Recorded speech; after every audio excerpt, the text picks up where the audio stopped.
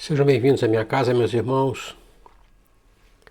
Vamos elevar o nosso pensamento a Deus, nosso Pai Criador, em agradecimento por tudo que o Pai tão bondosamente nos oferece.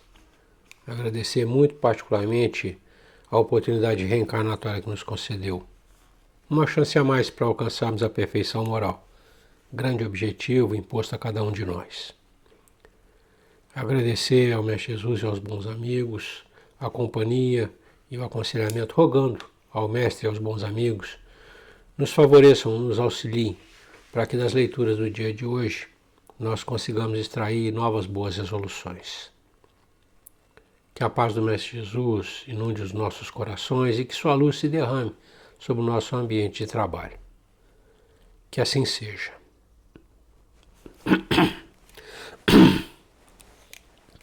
Nós estamos na parte terceira, estudando a parte terceira do Livro dos Espíritos, e hoje nós entramos no capítulo 11º, penúltimo capítulo desta parte, que tem por título Da Lei de Justiça, de Amor e de Caridade. São 24 questões que nós pretendemos bater em duas partes, e o motivo é simples, né? Se lembrarem na abertura, quando se falou de lei natural, lá na questão 648, Kardec sugeriu ao espírito orientador que se dividisse a lei natural em 10 partes e enumerou como é que seriam, enumerou não, ele titulou como é que seriam como é que seria estudada a lei natural nessas 10 partes. E na última parte, Kardec deu por título Lei de Justiça, de Amor e de Caridade. E ele perguntou ao orientador o que o orientador desculpem, o que o orientador achava dessa divisão didática. E o orientador disse, olha, pode ser feita, está muito bem. E das 10 partes, me desculpem, das 10 partes, a mais importante é a última, da Lei de Justiça, Amor e Caridade, porque é esta a lei que faculta ao homem, ou esta a parte da lei que faculta ao homem adiantar-se mais na vida espiritual, uma vez que ela resume todas as demais partes. Então a gente consegue, pela resposta do nosso orientador, entender a importância que é justiça, amor e caridade. Então, como eu disse, 24 questões, vamos bater em duas partes, vamos tentar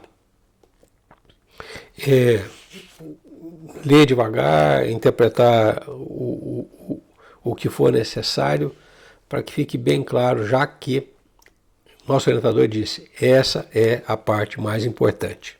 Então nós temos que entender bem esta parte da lei natural. Vamos lá. Justiça e direitos naturais.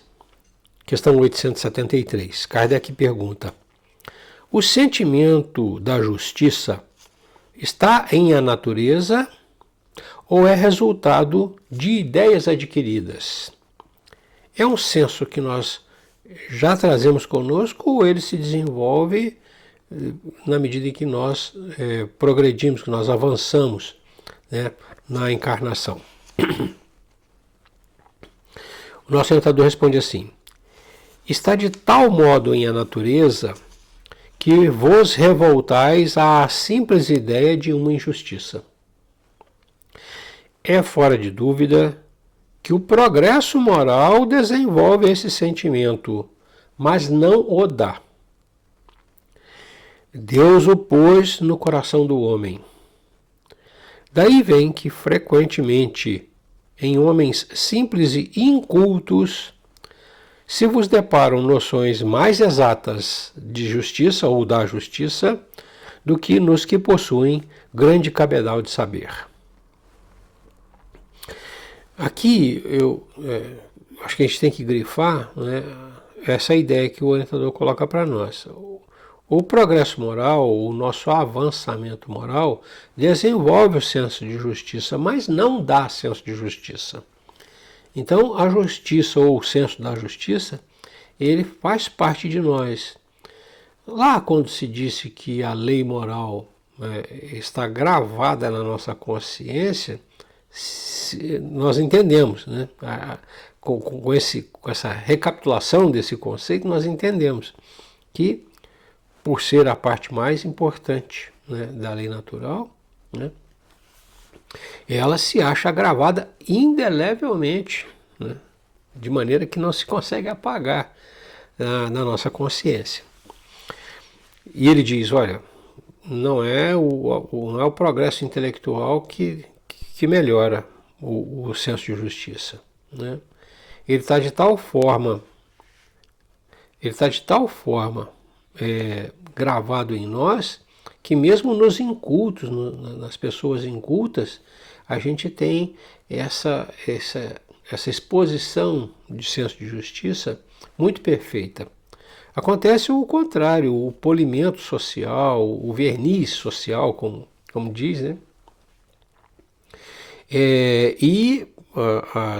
Vamos dizer, as paixões do mundo é que podem corromper, de certa maneira, o senso de justiça. Nisso, a pureza daqueles que são incultos garante que esse senso se manifeste. Naqueles que têm esse verniz social, vamos colocar assim, nem sempre essa exposição é uma coisa natural, né? E muitas vezes acontece dela ser inclusive desprezada, né? Essa manifestação ser desprezada. 874. Sendo a justiça uma lei da natureza, como se explica que os homens a entendam de modos tão diferentes, considerando uns justo o que a outros parece injusto? É porque a esses sentimentos se misturam as paixões, que o alteram, como sucede à maior parte dos outros sentimentos naturais, fazendo que os homens vejam as coisas por um prisma falso. Como eu já tinha adiantado, o nosso interesse, né, distorce. Então, para a gente ter senso de justiça, na minha concepção, duas coisas têm que acontecer. Uma é a imparcialidade, a outra é a empatia. A gente tem que olhar as coisas, os fatos, não com o nosso interesse, né? Porque se a gente olha com o nosso interesse, nós somos parte interessada. E aí, né, velho ditado, quem parte reparte fica com a melhor parte, não há justiça. Então quando ele diz, a esses sentimentos se misturam as paixões, eu acredito que ele esteja se referindo a esse interesse, né, pessoal, tal, na solução daquele fato, no encaminhamento daquele fato. Nesse ponto, se não houver a imparcialidade daquele que está envolvido, né, a tendência à injustiça está exposta. A empatia também, né? Se o camarada olha para o outro como um adversário, como um inimigo, né, como alguém que disputa com ele o espaço, fica difícil conciliar, né, os dois interesses. Então, para que haja justiça, eu considero, as partes têm sempre que tentar pautar-se pela imparcialidade, né, e pela empatia. Questão 875. Como se pode definir a justiça?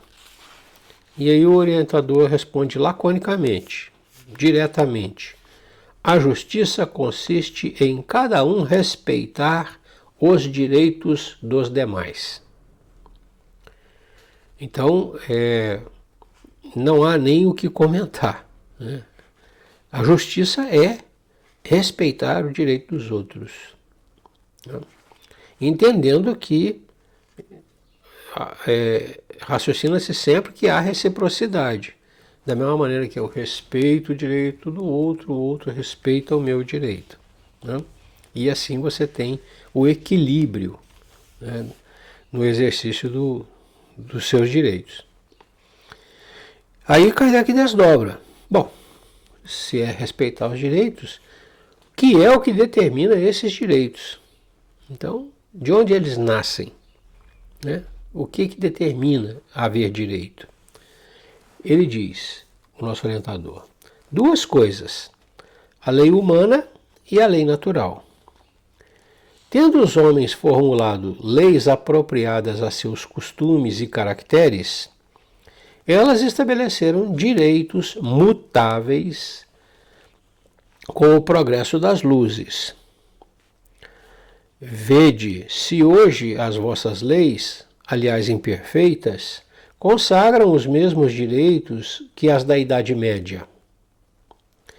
Entretanto, esses direitos antiquados, que agora se vos afiguram monstruosos, pareciam justos e naturais naquela época.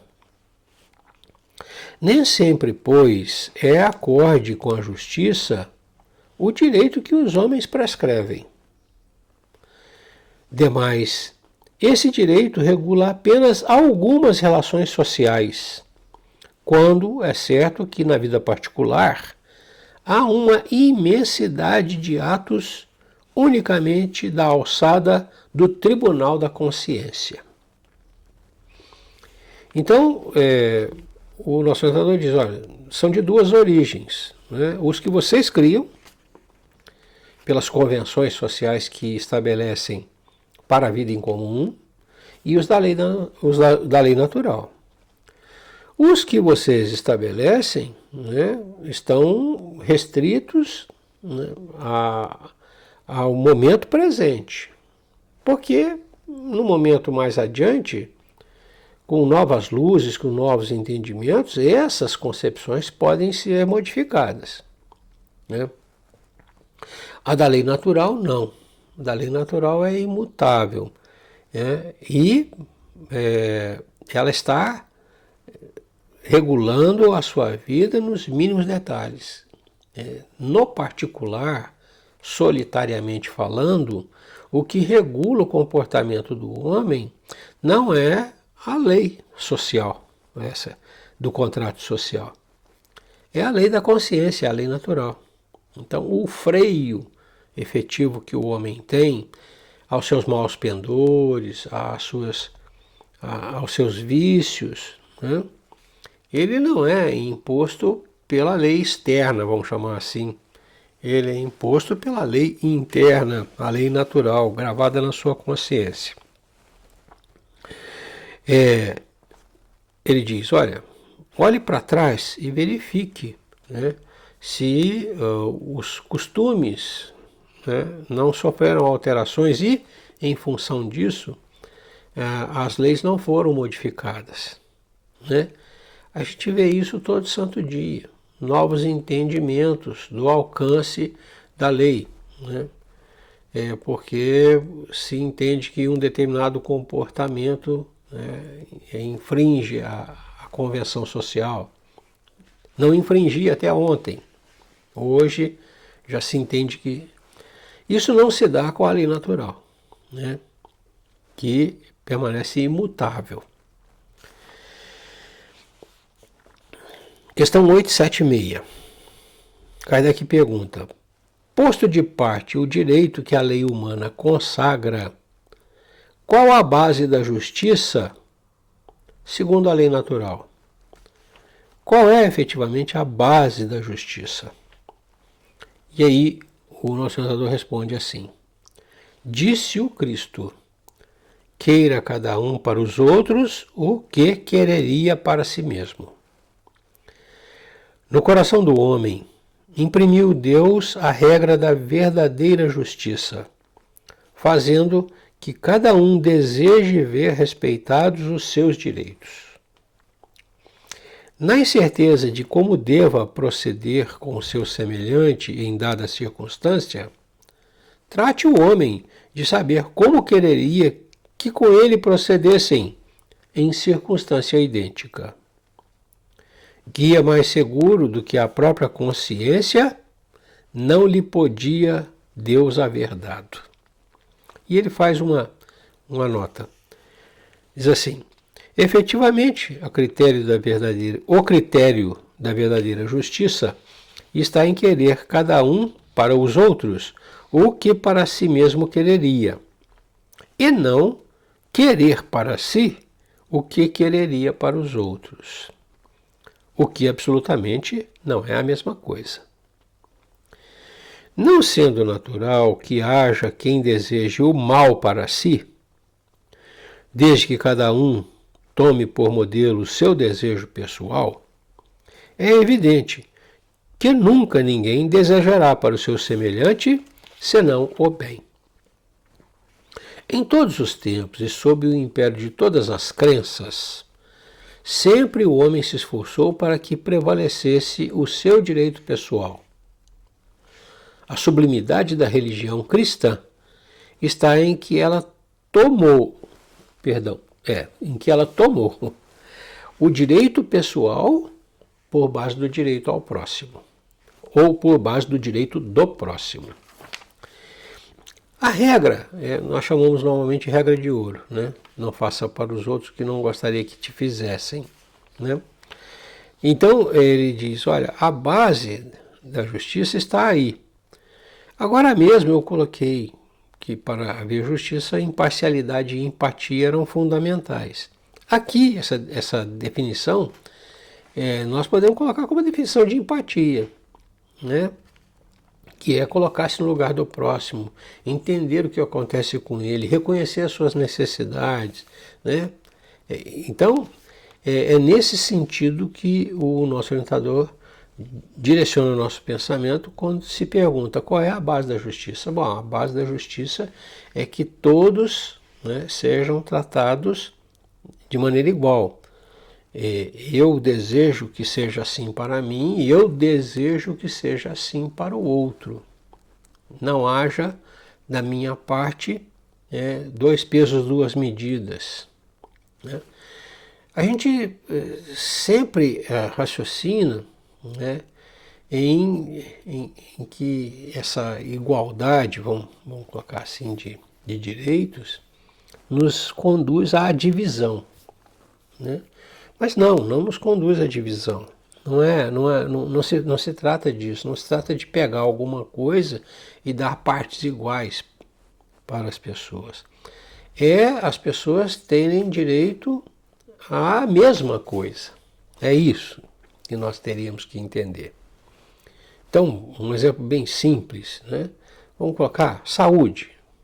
Todo mundo tem direito a ter saúde. O que é a saúde? O acesso ao profissional de saúde, o acesso ao medicamento, né? Que em havendo necessidade haja esse atendimento. A gente tem a tendência de raciocinar com a hotelaria, né? E aí se compara o SUS, né, com o Albert Einstein em São Paulo. A diferença entre eles deveria ser só a hotelaria. É isso que a gente tem que entender, né? Aquele que atende a pessoa pobre, né, ter os mesmos recursos que garantam a saúde, o médico bem formado, um profissional de qualidade, né, e a medicação disponível, abundante, suficiente para socorrer as pessoas. Tanto o SUS quanto o Albert Einstein.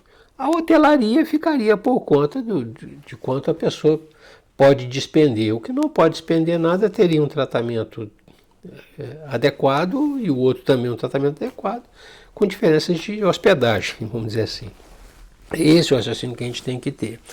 Então, o que um tem por direito, o outro também tem. É essa a ideia. É isso que a gente... que a gente tem que colocar como conceito. Igualdade perante a lei. Nós já vimos isso lá na lei de igualdade. Igualdade perante a lei é onde todas as criaturas são iguais, né? Todos estão submetidos à mesma lei natural. Então são todos iguais.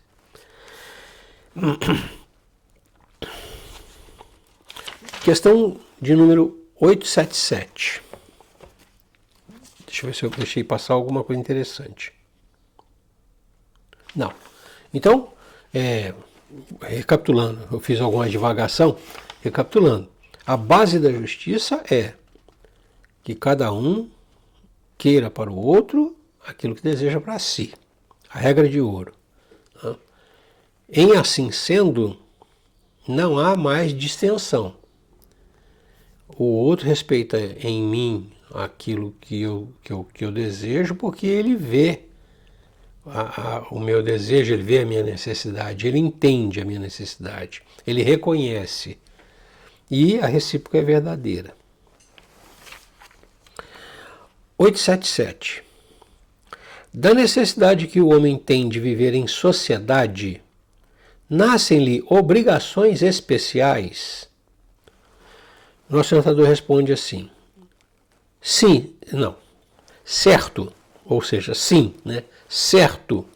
E a primeira de todas as obrigações especiais é a de respeitar o direito de seus semelhantes. Então, a mesma regra que está lá posta na lei natural, né, também está posta na lei humana, no contrato social. Respeitar o direito dos outros. Aquele que respeitar esses direitos procederá sempre com justiça.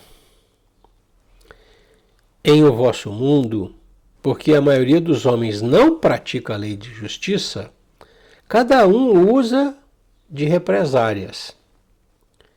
Essa é a causa da perturbação e da confusão em que vivem as sociedades humanas. A vida social outorga direitos e impõe deveres recíprocos. A vida social outorga direitos e impõe deveres recíprocos. Então, a vida social não é mais do que um arremedo, uma cópia, né, com ressalvas, da lei natural. É isso que o irmão diz, o nosso orientador diz. E ele diz, olha, não esqueçam que se por um lado se dá direitos, por outro lado se impõe deveres. Tá? E a primeira de todas as obrigações é respeitar o direito do seu próximo, do seu semelhante. 878. Podendo o homem enganar-se quanto à extensão do seu direito, que é o que lhe fará reconhecer o limite desse direito? Então, digamos que eu seja uma pessoa muito precária e não consiga entender até onde vai o meu direito e onde começa o direito do nosso irmão, né? O que é que me permite conhecer esse limite? O nosso orientador responde assim: o limite do direito que, com relação a si mesmo, reconhecer ao seu semelhante, em idênticas circunstâncias e reciprocamente. Ou seja, o limite do meu direito é o mesmo para o meu irmão. Fácil de entender, fácil de aplicar. Eu não tenho 1 milímetro a mais de direito do que o meu irmão. Quando houver igualdade, equidade, né, no reconhecimento e na atenção ao direito, está feita a justiça. Aí Kardec desdobra. Ele pergunta assim, mas se cada um atribuir a si mesmo direitos iguais aos de seu semelhante, que virá a ser da subordinação aos superiores? Não será isso a anarquia de todos os poderes? Nosso orientador responde assim: os direitos naturais são os mesmos para todos os homens, desde os de condição mais humilde até os de posição mais elevada. Deus não fez uns de limo, de barro, mais puro do que o de outro. Perdão, mais puro do que o de que se serviu para fazer os outros. E todos os seus olhos são iguais. Ele repete o conceito da lei de igualdade. Esses direitos são eternos. Os que o homem estabeleceu perecem com as suas instituições. Demais, cada um sente bem a sua força ou a sua fraqueza e saberá sempre ter uma certa deferência para com os que mereçam por suas virtudes e sabedoria. É importante acentuar isto para que os que se julgam superiores conheçam seus deveres, a fim de merecer essas deferências. A subordinação não se achará comprometida quando a autoridade for deferida à sabedoria.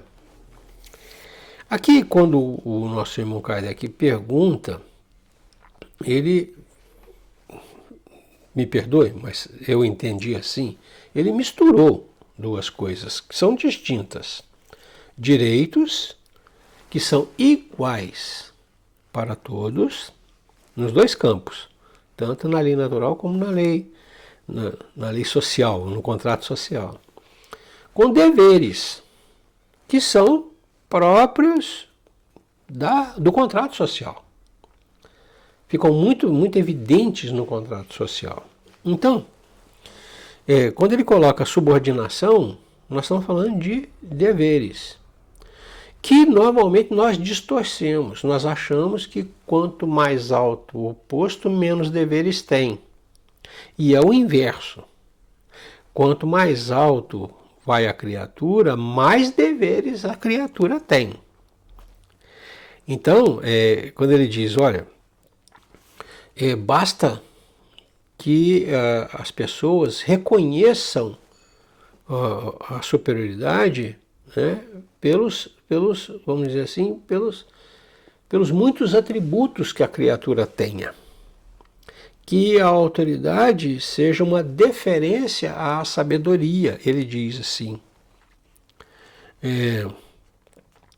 Cada um sente a sua força ou a sua fraqueza e saberá sempre ter uma certa deferência para os que o mereçam por suas virtudes e sabedoria.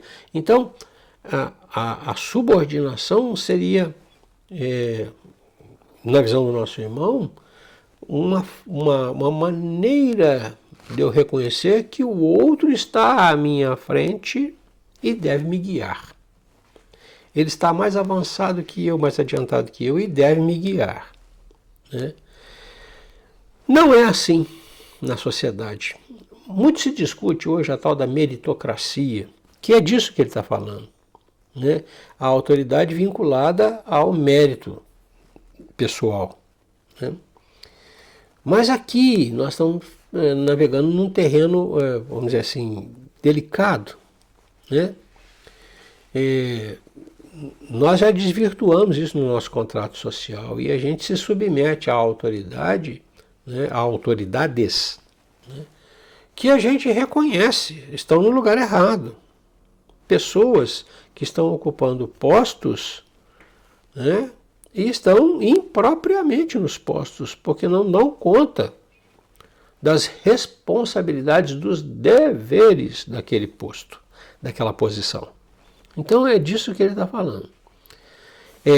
Não há, havendo igualdade de direitos, não há a distorção de virar tudo uma bagunça.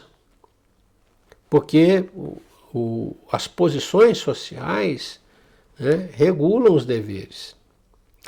E aqueles que estão em maior posição social têm mais deveres. Isso é a distorção que nós fizemos. A gente acha que o camarada ocupa uma posição elevada, ele vai viver flanando. Ele não tem que dar resposta para ninguém, não tem que atender nenhum dever, nenhuma obrigação. E não é assim. Tá? No mínimo, aquele que está no posto mais elevado tem que se lembrar de que quem está subordinado a ele depende dele, da sua direção, do seu direcionamento. Então, ele tem a obrigação de conduzir todos os que estão subordinados a ele.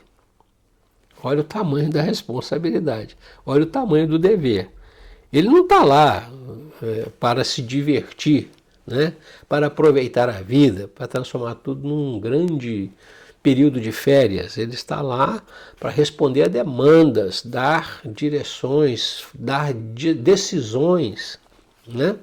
Então, a coisa é a pergunta do Kardec, eu acho que misturou direitos e deveres, né? A gente tem que entender que direitos são iguais. O chefe da empresa, o dono da empresa e o camarada que faz a limpeza dela tem o mesmo direito. São filhos de Deus da mesma forma. Tá? Então, em se tratando de natural, de direito, na lei natural, todos têm o mesmo direito. Tá? Os deveres não. Os deveres do dono da empresa são muito maiores do que o camarada que cuida da limpeza. A gente tem que entender isso. E só existe subordinação, né, efetiva, aquela mesmo. Eu me considero seu subordinado quando eu reconheço em você mérito para me dirigir, para me conduzir, para me levar. De outra maneira, eu vou por mim mesmo. Se você não tem o mérito, eu prefiro ir sozinho. É essa a ideia que a gente tem que ter. Questão 879. Kardec pergunta: qual seria o caráter do homem que praticasse a justiça em toda a sua pureza? Qual seria vamos dizer assim, o distintivo? Como é que a gente identificaria esse camarada que praticasse a justiça nesse nível, né, em toda a sua pureza? Ele diz assim: o do verdadeiro justo, a exemplo de Jesus, porquanto praticaria também o amor do próximo e a caridade, sem os quais não há verdadeira justiça. E aqui a gente entende, vamos dizer assim, o trocadilho do nosso irmão, né, que pega o título que Kardec sugeriu, né, e coloca esses três atributos, vamos dizer assim, né, em linha. Coloca os três juntos, um dependendo obrigatoriamente do outro.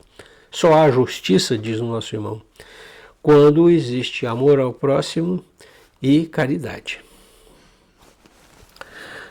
O segundo tema, direito de propriedade, roubo, começa na questão 880. E Kardec pergunta assim: qual o primeiro de todos os direitos naturais do homem? Qual o primeiro de todos os direitos naturais do homem? Certamente ele está perguntando qual é o mais importante, né? E aí nosso orientador responde assim: o de viver. Por isso é que ninguém tem o de atentar contra a vida de seu semelhante, nem de fazer o que quer que possa comprometer-lhe a existência corporal. Não está limitado a não agredir o outro, não tentar matar o outro, vamos colocar assim, o direito à vida. Está em assegurar que aquele corpo não pereça de fome, não pereça de frio, não pereça de doença curável, de medicação. Então, é disso que ele está falando, é bem mais extenso. O direito à vida, para nós, daqui para frente, tem que ser entendido como toda a ação que a gente faz no sentido de sustentar a vida do outro, não de não periclitar a vida do outro. A gente entende só não periclitar a vida do outro, não cometer nenhum atentado contra o nosso irmão, não. É sustentar o nosso irmão, mantê-lo vivo. Para isso tem que ter alimentação, tem que ter saúde, não é? É esse o conceito que eu entendo assim. Então nosso irmão diz: o de viver. e por isso que ninguém tem o de atentar contra a vida do seu semelhante, nem de fazer o que quer que possa comprometer-lhe a existência corporal. 881. O direito de viver dá ao homem o de acumular bens que lhe permitam repousar quando não mais possa trabalhar. Nosso orientador responde assim: dá, mas ele deve fazê-lo em família, como a abelha, por meio de um trabalho honesto e não como egoísta. Há mesmo animais que lhe dão o exemplo de previdência. E aqui o nosso orientador diz, essa acumulação de bens para os momentos da velhice, vamos colocar assim, não é usura, é previdência. Ele não se transformar num peso morto para os outros, ele ter meios de se sustentar quando não estiver mais habilitado ao trabalho, quando não for mais, não tiver mais condição de trabalho. E aqui eu chamaria atenção para isso. Ele diz, olha, deve fazê-lo em família por meio de trabalho honesto. Então, a gente vai verificar que não se trata de uma acumulação pura e simples, que aí ele colocaria como egoísta, né? Trata-se de um crescimento em conjunto, vamos dizer assim, uma melhoria em conjunto. 882. Kardec pergunta: tem o homem o direito de defender os bens que haja conseguido juntar pelo seu trabalho? Tem ele o direito de preservar, de resguardar aquilo que ele juntou por meio de trabalho honesto? Diz o nosso orientador: não disse Deus, não roubarás? E Jesus não disse, dai a César o que é de César? E vem uma nota explicativa, ele diz assim: o que por meio do trabalho honesto o homem junta, constitui legítima propriedade sua, que ele tem o direito de defender, porque a propriedade que resulta do trabalho é um direito natural, tão sagrado quanto o de trabalhar e de viver. Então, preservar os bens que juntou, né, não seria sovinice. A gente vive falando de desapego, e alguém pode ter o conceito de que deve abrir mão, né, não deve lutar para preservar. E o nosso irmão diz, não. Deve preservar, deve se esmerar por preservar aquilo que juntou, né, que foi fruto do seu trabalho. E lembra, o mandamento está no decálogo, não roubarás. E lembra Jesus dizendo, olha, a cada um o que é seu de direito, dá a César o que é de César, né? Então, vamos construir bem as imagens, né, para a gente não ter a imagem do desapego como a do camarada que não dá atenção, não quer saber, né? O filho pródigo, como normalmente a gente diz, né? Gastador, perdulário, né? Essa é a ideia que o nosso irmão coloca. Sim, de dar direito de... Agora vamos também estabelecer o seguinte, a preservar a sua propriedade não significa, como está em voga hoje, né, você se armar até os dentes e receber qualquer pessoa a bala. Não é isso também. Significa defender o seu direito, né, pela via normal, pela argumentação, pelo exercício dentro da lei, É disso que nós estamos falando de lei do mais forte, lei da selva, né? Ou defender violentamente, se defender-se mediante violência, né? 883. É natural o desejo de possuir? E o nosso orientador responde assim: sim, mas quando o homem deseja possuir para si somente e para a sua satisfação pessoal, o que há é egoísmo.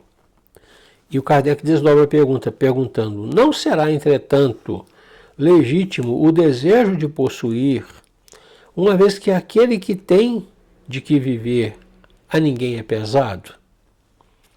Nosso Senador responde: há homens insaciáveis que acumulam bens sem utilidade para ninguém, ou apenas para saciar suas paixões. Julgas que Deus vê isso com bons olhos? Aquele que, ao contrário, junta pelo trabalho, tendo em vista socorrer os seus semelhantes, pratica a lei de amor e caridade, e Deus abençoa o seu trabalho. É aquele que, por exemplo, constitui um grande patrimônio e entende que aquele grande patrimônio deve reverter em benefício dos outros, distribuindo na esquina dinheiro a rodo? Não, criando empregos, criando fonte de renda para que as pessoas consigam, mediante seu trabalho, crescerem num campo e no outro, crescerem moralmente, crescerem intelectualmente e no outro, crescerem economicamente, se sustentarem, se manterem dentro da sociedade. Então é essa a ideia que nós temos que ter. Né? Aquele que acumula puro e simples, ou como hoje se usa a palavra rentista, né? O camarada que ganha dinheiro com dinheiro, né? Que também tem seu mérito, né? Seria uma coisa execrável. Né? Mas aquele que ganha dinheiro, com o seu dinheiro, né?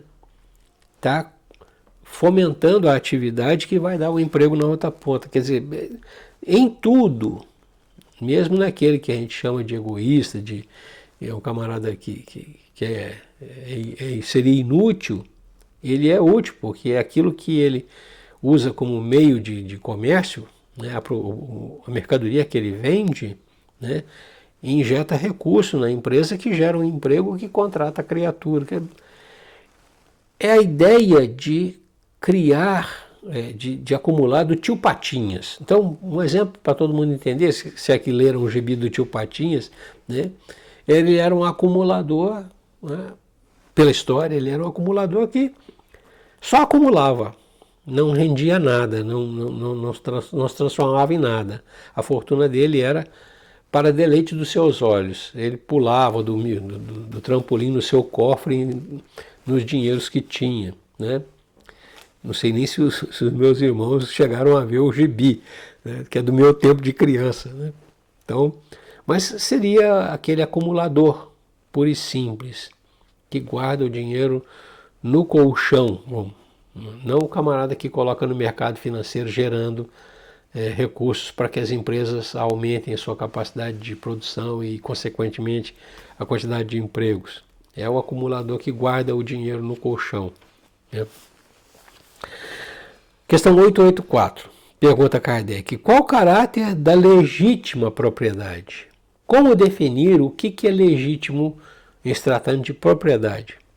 Nosso orientador responde assim: propriedade legítima só é a que foi adquirida sem prejuízo de outrem, sem prejudicar a ninguém. Então, essa é legítima. Aquela que foi obtida mediante subtração do outro, que é o roubo, né?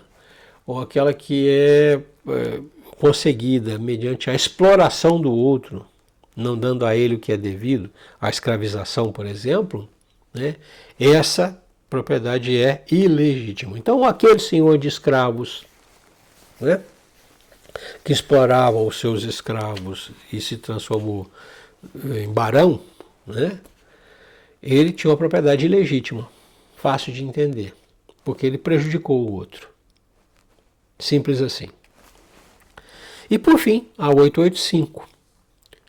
Não, perdão, tem uma nota aqui na 884. Diz assim: proibindo-nos que façamos aos outros o que não desejáramos que nos fizessem, a lei de amor e de justiça nos proíbe, por isso mesmo, a aquisição de bens, por qualquer meios que lhes sejam contrários. Então, essa é a ideia. Se falhou no amor ao próximo, né? Se você infringiu essa máxima, né, de não fazer aos outros o que não desejaria que lhe fizessem, você obteve por meio ilegítimo, né? É uma propriedade ilegítima.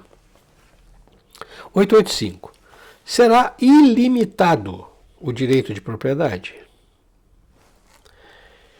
O acertador responde: é fora de dúvida que tudo o que legitimamente se adquire constitui uma propriedade.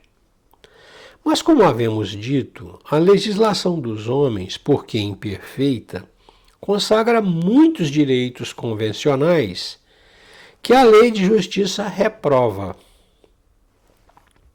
Essa é a razão porque eles reformam suas leis à medida que o progresso se efetua e que melhor compreendem a justiça. O que num século parece perfeito, afigura-se bárbaro no século seguinte. E aqui ele faz menção à questão 795, quando se pergunta qual é a causa da instabilidade das leis humanas. E ele responde: olha, é o afastamento da lei natural. Quanto mais próximo a lei humana se encontra da lei natural, mais estável ela é. A pergunta que ele faz é ilimitado o direito de propriedade?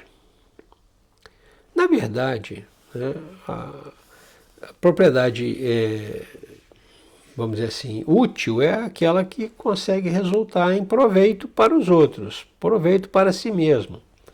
Né? Toda aquela propriedade que não resulta em proveito seria alguma coisa inútil, né? Seria alguma coisa fora do limite, vamos colocar assim.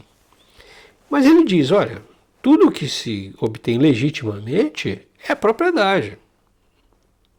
Então, é ilimitado o direito? Se você obteve legitimamente, se você obteve de maneira adequada, correta, nada a colocar, nada a contrapor, né? Mas ele diz, olha,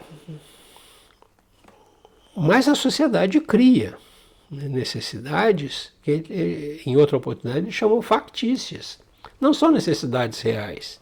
E muita gente acumula muito, muito além daquilo que consegue administrar, daquilo que consegue fazer resultar em proveito. Né? Então, é essa a ideia que nós temos que ter. Existe alguma coisa contra ter-se muito? Não, não tem.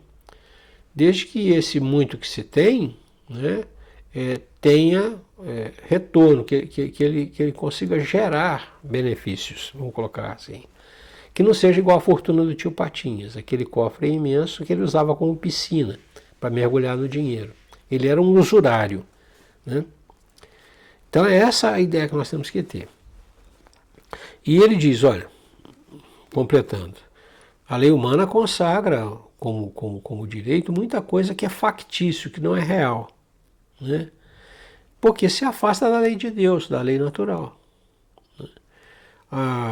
Em outra oportunidade, o Espírito responde que felicidade era a posse do necessário, né? A paz de consciência e a fé no futuro. Né? Então, eu acho que quem fica com esse conceito tem bem a noção, né,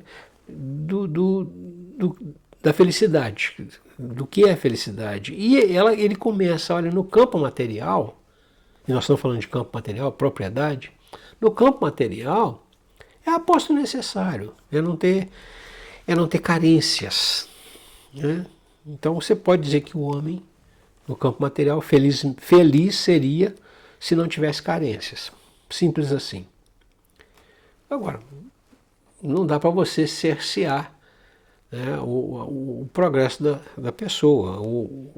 Quer trabalhar muito, quer produzir muito, quer ter grandes propriedades, nada contra, desde que ele entenda que tem que ser de forma lícita, sem prejudicar ninguém. Feito isso, não há limite. Bom, vamos fazer uma pausa, depois eu retomo, são 50 minutos já passados, depois eu retomo fechando essa leitura. Tá? Agradecer novamente a Deus a oportunidade de parar para ler, estudar, refletir e ampliar o nosso entendimento da verdade. Rogando ao Mestre Jesus e aos bons amigos se mantenham conosco, nos auxiliando nessa tarefa de melhoria, de retificação. Que o Mestre se mantenha do nosso lado, né? Nos inspirando continuadamente a virtude, fortaleza moral, para que a gente consiga agir conforme a lei de Deus. E que a luz do Mestre esteja à nossa frente, clareando os nossos caminhos, para que a gente tenha uma visão objetiva daquilo que é importante, que deve ser feito ainda. Muita paz e muita luz é o que eu desejo aos meus irmãos. Deus os abençoe. Até a próxima.